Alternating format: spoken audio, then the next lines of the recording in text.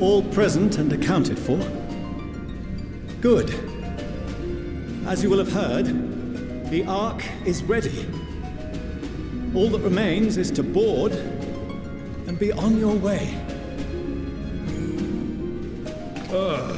I've seen my fair share of tight schedules, but this was bloody murder. But we did it. We finished the ship. It's safe, fit for purpose, and looks good to boot. Aye, it's a garland through and through. I really don't know what we'd do without you. Thank you for everything. Don't mention it. Ever since that episode with Omega, I've been toying with the idea of starfaring vessels. And as they say, necessity is the mother of invention. We've learned a lot, let me tell you. In case you're wondering about payment, the ongoing existence of the world ought to do. But feel free to throw in a colorful recounting of your journey on your return.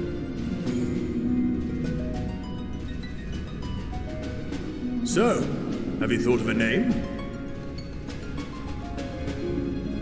A name? Wasn't everyone just calling it Father's teeny tiny toy boat? Well, seeing as its purpose has changed, I thought a more eloquent name was in order. I suggested as much to Fortuno, who seemed quite amenable to the idea.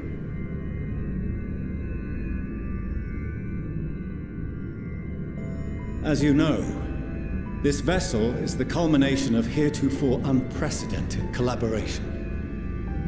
And though said collaboration is owed to the Scions, there is another whose noble deeds made our work possible.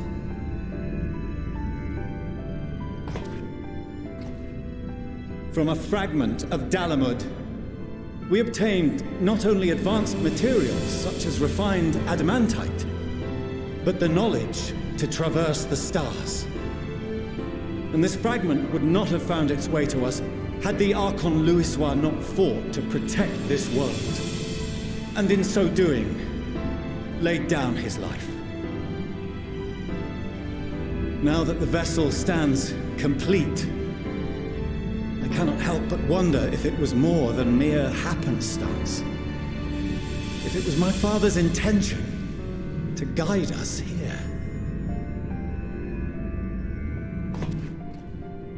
In the hopes that his guidance will see you all safely home, I name the vessel after that self-same fragment of Dalamud he delivered unto us.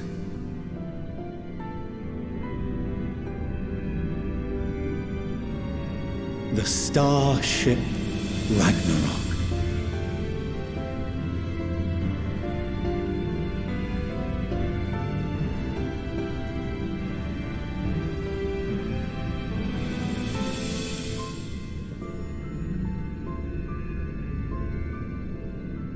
Sorry for the wait. I got everyone you asked for, and not a one less.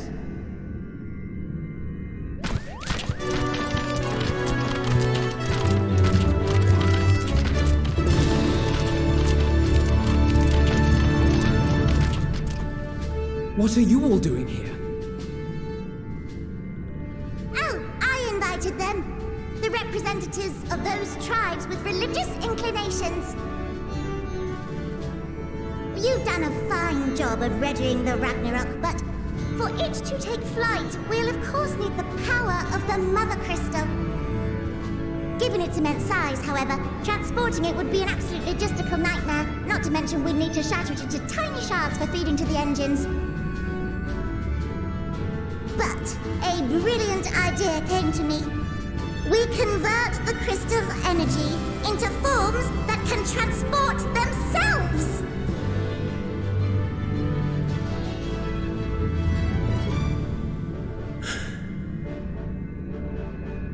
Thou wouldst employ summoning, or should I say its precursor, creation magics.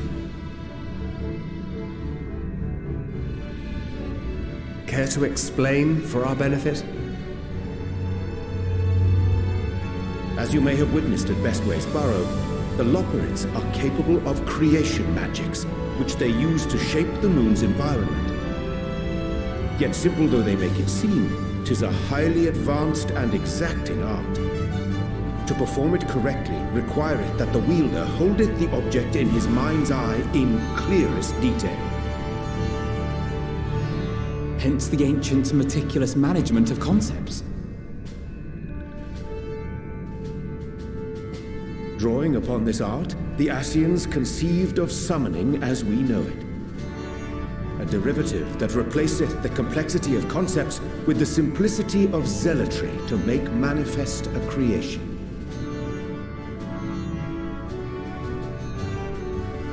I see. By combining the Loporrit's magics and the tribe's faith, we convert the Mother Crystal into primals of purer form and greater obedience. Summoning as it was intended, one might say. Indeed! Indeed!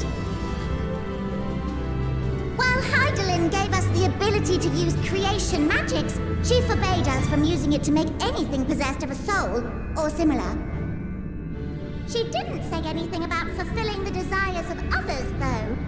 So, borrowing our friend's faith, we'll create deities using the Mother Crystal's power and send them to the Ragnarok! Am I the only one here concerned about the risk of being turned into a tempered minion? Oh, right, I was getting to that. From what I've read in Sharlayan tomes, it appears the Ascians incorporated an additional nasty element into their summoning method, the fervent desire to assimilate others into one's belief. Beings thus created are instilled with the self-same desire and use their powers to enthrall people, starting with the summoner. In contrast, our creation magics, the original and the best, except no substitutes, don't incorporate any of that rubbish, so there's no risk of tempering. I mean, if the being was on the scale of Zodiac, you might feel a little tug, but I think we'll be safe enough.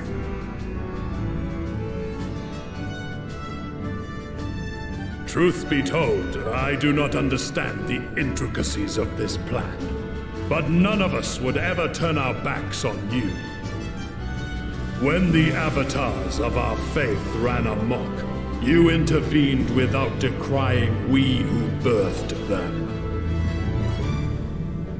Where others vilified and suppressed us, you offered understanding and friendship.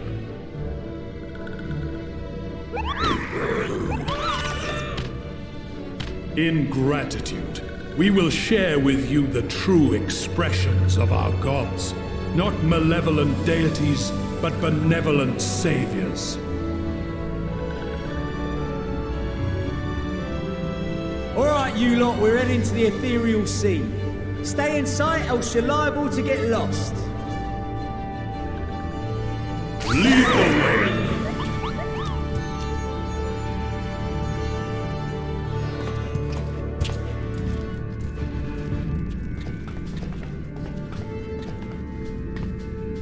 May we have a moment?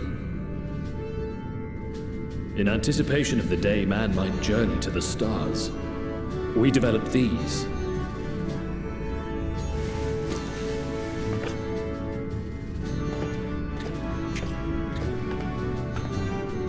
Portable teleportation devices. One for each of you, designed to work in tandem. Press the button on one, and in a matter of moments, all 8 will activate and send their owners back to the Ragnarok. There is no telling what hazards you may encounter. If you find yourself separated or lost, please do not hesitate to use them. Be safe, all of you, and come back.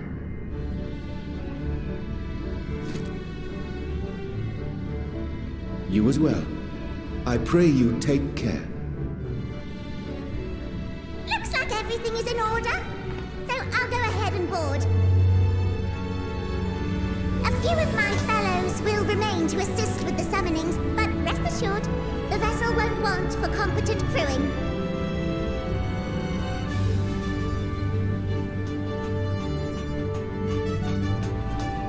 If you are ready, then you should board as well. Go, and Godspeed.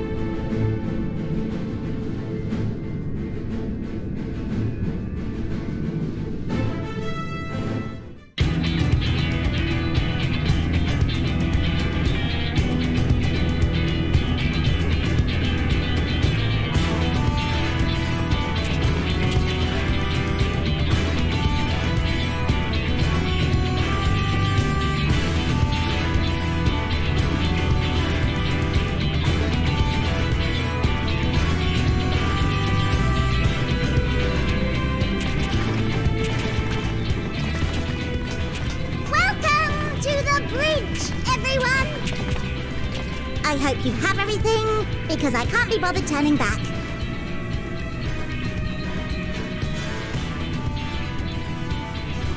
Right then, make yourselves comfortable. We're setting off in just a moment.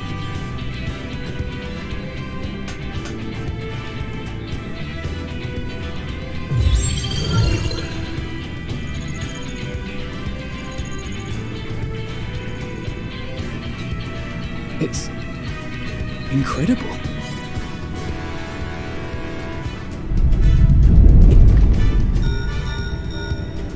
This is Fortuno. Can you hear me?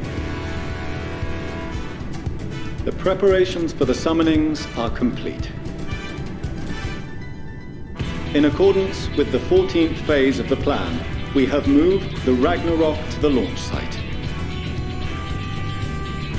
The gates are open. You may depart when ready. So, are we ready?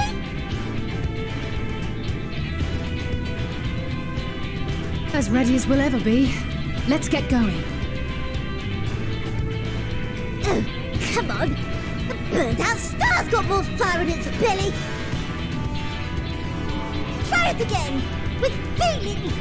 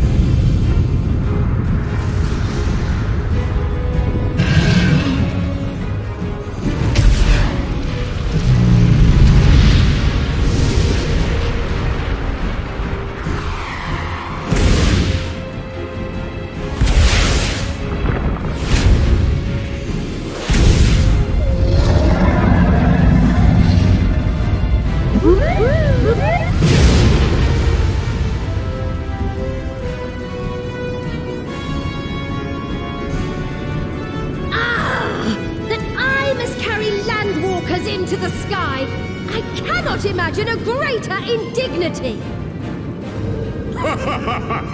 Do not sulk so, for thy mighty winds exist not only to buffet and batter. Nay, they may serve also to thrust forth with vigor. Such is thy glory, and thus it is an occasion to rejoice. So come, let us revel!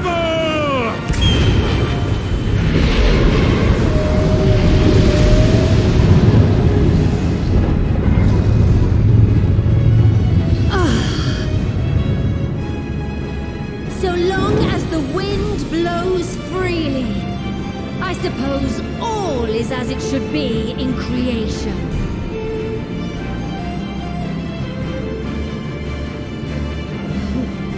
I will render unto them a storm, that they may pierce the firmament and fly free!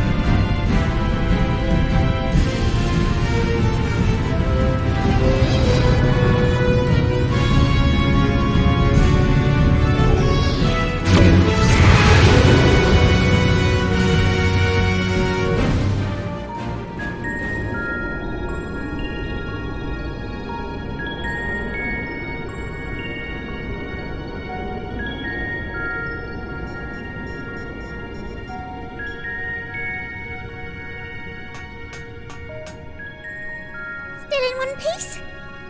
Good. Sleeping way? Report? All's well. Fantastic, even. Thanks to the power of those primals, the engines are roaring and we're ripping along. All values are also within protected ranges. Time to destination is 8 carats. Perhaps 7 at a pinch.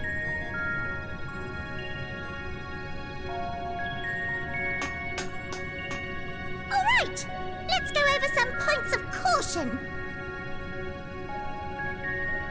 Our destination, as you know, is Ultima Thule. Lest you wonder, the place is not a star so much as a patch of emptiness. That's the extent of what our equipment could determine, anyway. From what we know of Meteon, she's likely used dynamis to obfuscate her location. So, in conclusion, we'll only know what's there when we get there. The crew and I will see to it the ship's ready to take off at a moment's notice. We'll support the search as best we can, but it'll be your paws on the ground, assuming there is any. But everything will be fine, I'm sure. Hydaelyn believes in you, so you ought to believe in yourselves. Just don't do anything I wouldn't, like waiting too long to use those portable teleporters of yours. Personally, at the slightest sign of trouble, I'd mash the button to bits, and you should as well. Understood. We promise to be careful. I suggest you brace yourselves. We're about to arrive and the vessel will shake a good bit.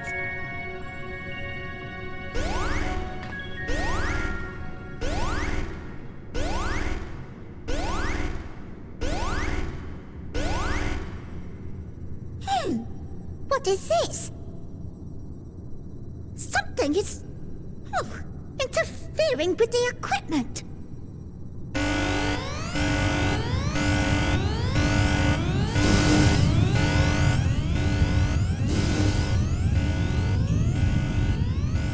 Greetings.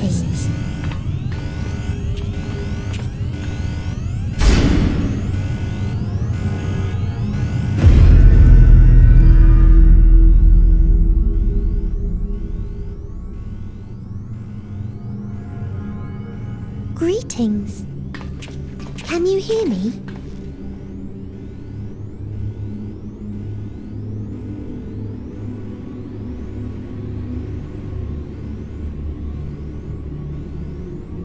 So this is Meteon. Oh. Have you met one of my sisters? I don't remember meeting you myself. But I do know that you're from Atheris. Why have you come? All you had to do was wait. I would have delivered to you your ends.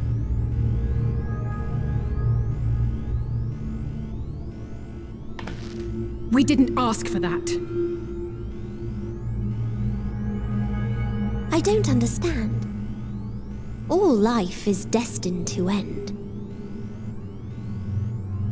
Why choose to prolong your suffering? Effort, ambition, love, they amount to naught. Happiness, should you find it, is inevitably lost, stolen away by events beyond your control. There is no logic nor meaning in it. You think there is. Convince yourselves. But it's all a cruel accident.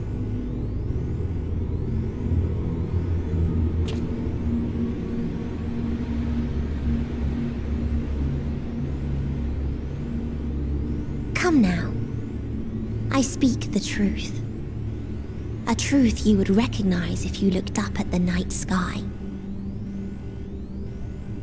Unbroken emptiness. Cold, dark, and silent. Your world, like every other, is but a blemish upon its perfect fabric. Life is an anomaly. It is unnatural and cannot continue. The sooner you accept this, the easier it will be. Just to be clear, we're not here to argue with you. We know that life is fleeting, and that in the short time we have it, we're not assured happiness.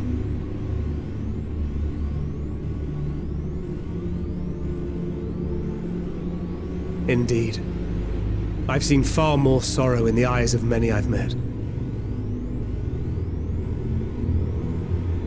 I myself have plenty of regrets. And one day they'll die with me, gone to dust with my good deeds and unfulfilled dreams.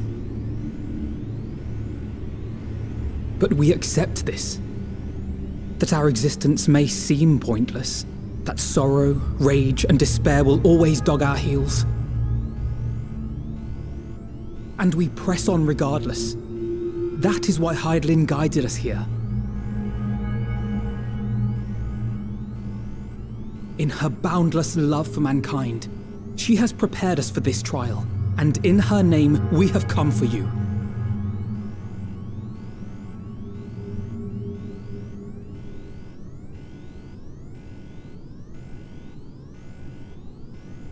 Yes, I sense it.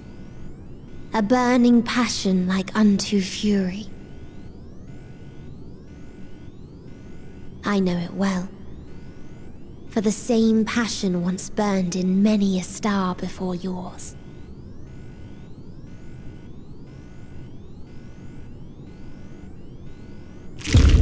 Suffocated and extinguished now.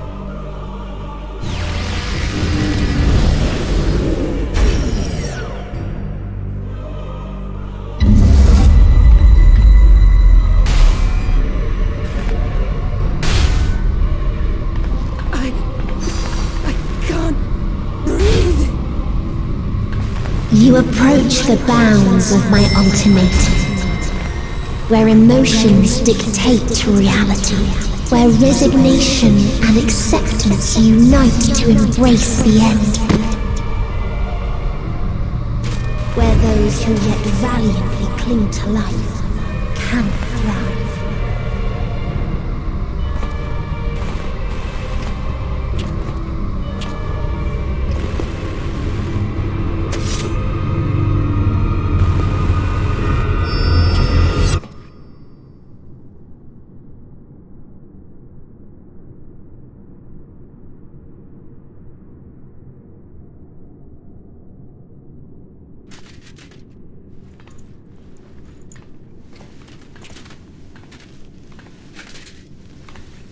By the Fury.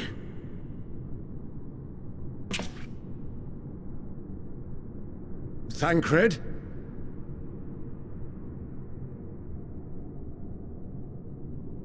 Meteon has gone as well.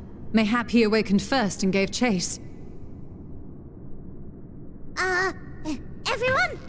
It appears we are at our destination.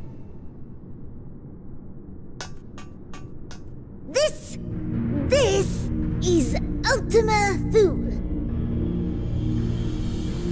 Not that we knew what to expect, but I wasn't expecting this.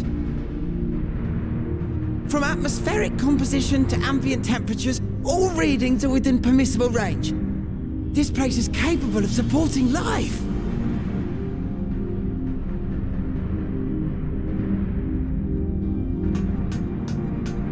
If that's the case, then Thancred may well have gone on ahead.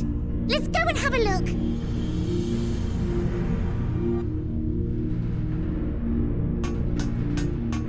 Meanwhile, I want the rest of you to perform a full inspection of the ship, as well as a biological scan.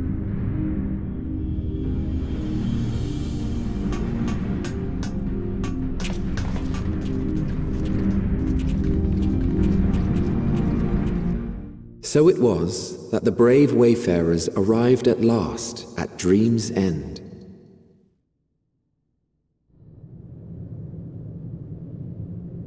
In following their path walked and history written, I am made keenly aware of one truth. Though the curtains may fall again and again, so long as others take the stage, ever shall there be more tales to tell. So, let them bring it to a close, I say. Let the curtains fall upon this, the final chapter in the tale of the star.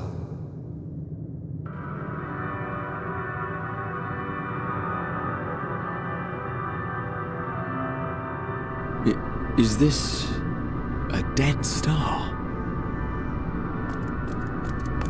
As I live and breathe, I live and breathe. Well, the environment itself shouldn't kill us. Well then, let us search for Thancred while exploring the area. The ship we leave in your care.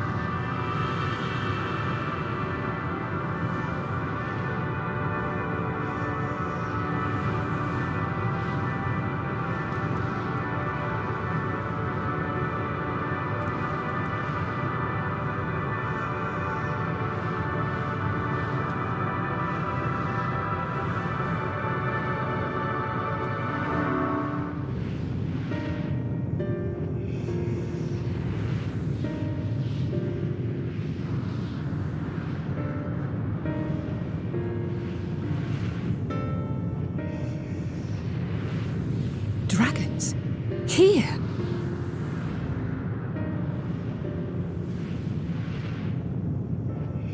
What you see is a memory of a world that once was. A world suffering a slow death, whose denizens cried out for the release of oblivion. What? Their world is dead? It is. Not a single life remains upon that husk floating in the vast emptiness.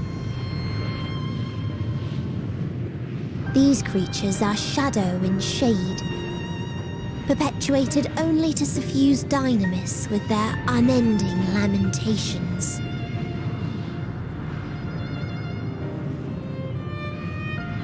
Our friend Thancred, where is he? A strange question. He is at your side, is he not? Oh yes. He is here and there, and everywhere within this space. He would tell you himself if he had form to form words.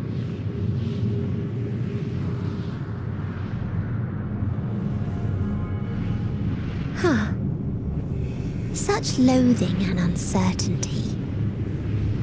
You don't know why you still exist.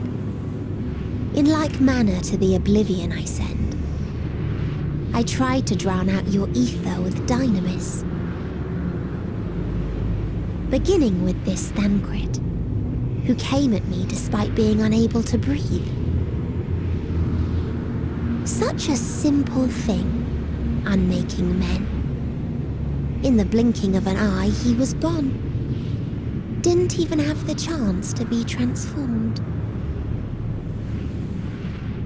Yet somehow, he managed to leave a slither of himself behind. What you call the heart? Or perhaps the soul. In his final moment, he cried out from it. A single word. Survive. That wish proved stronger than the despair that ruled here. It overpowered it, causing this space to be remade. Into a place you can perceive, and where life can endure. That you draw breath is proof that his soul lives on. For how long, however, remains to be seen. Well then, we should hurry and tend to business.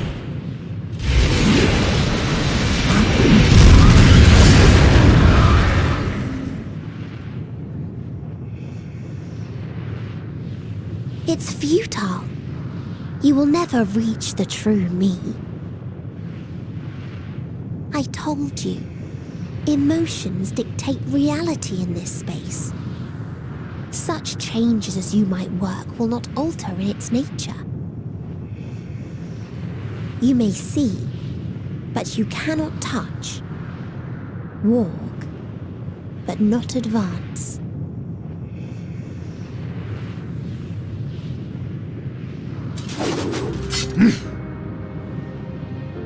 Meteion holds too much sway here.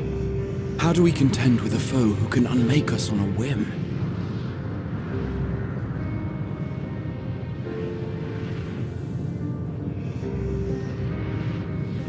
I do not know.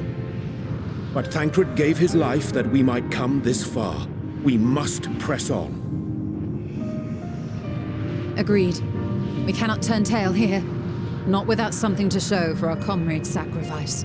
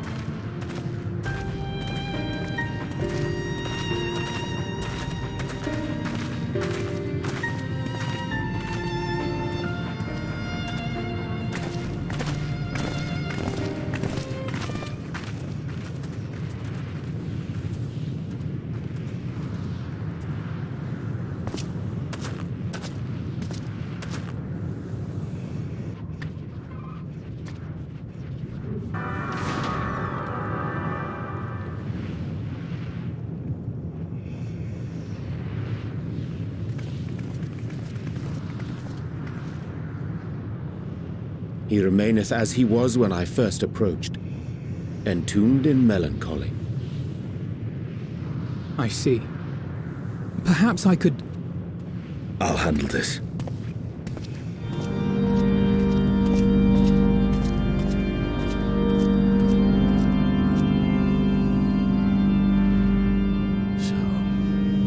Waiting to die like all the others, are you? This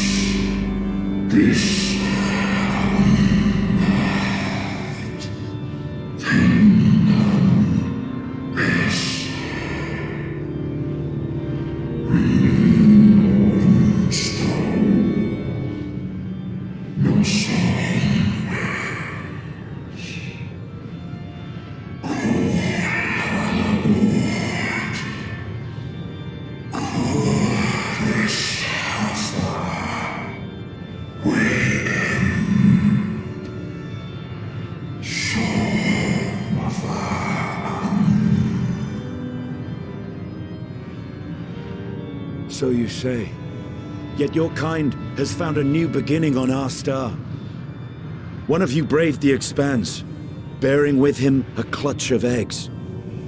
They and their children now rule our skies, their song heard by all.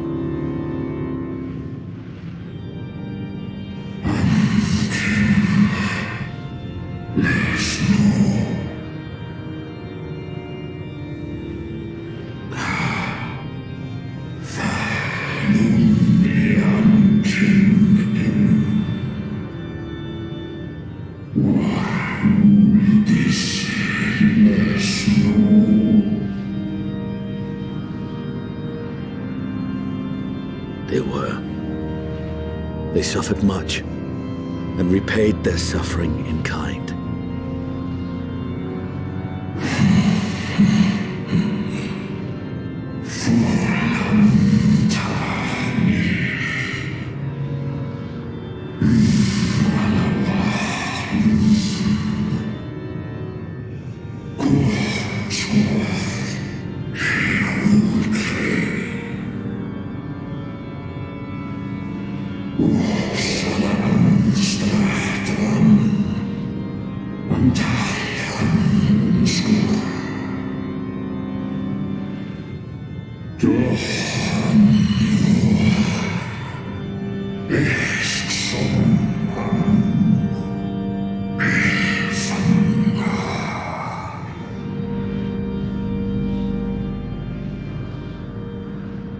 Had your brethren made the selfsame choice, my family might still be alive.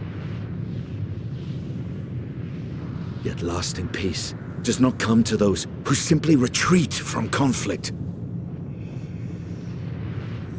No, you must be willing to confront it, to stare into the face of your foe, and see yourself in him.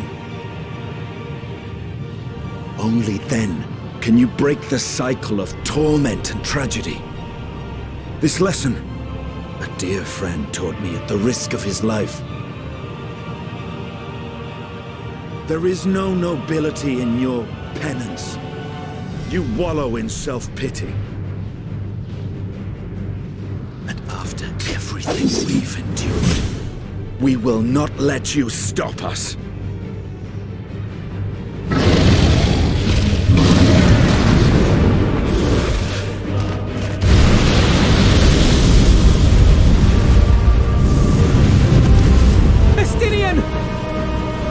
Stay back!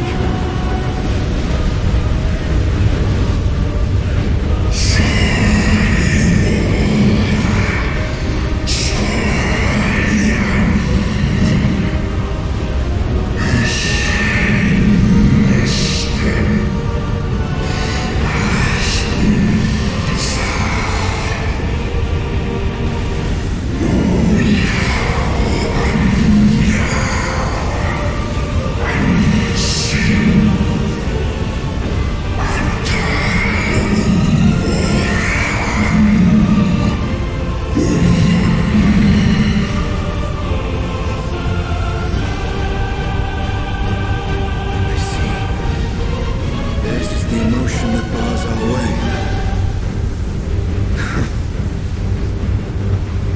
rest is up to you.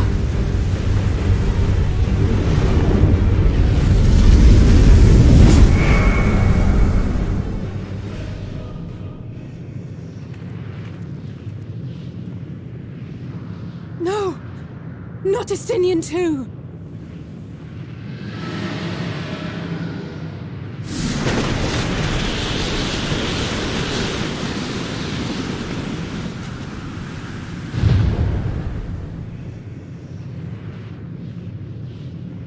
There's a wind.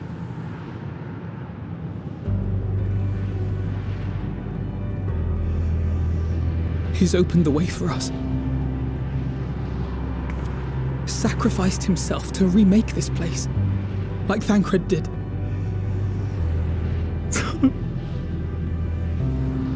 Oh, Alphino.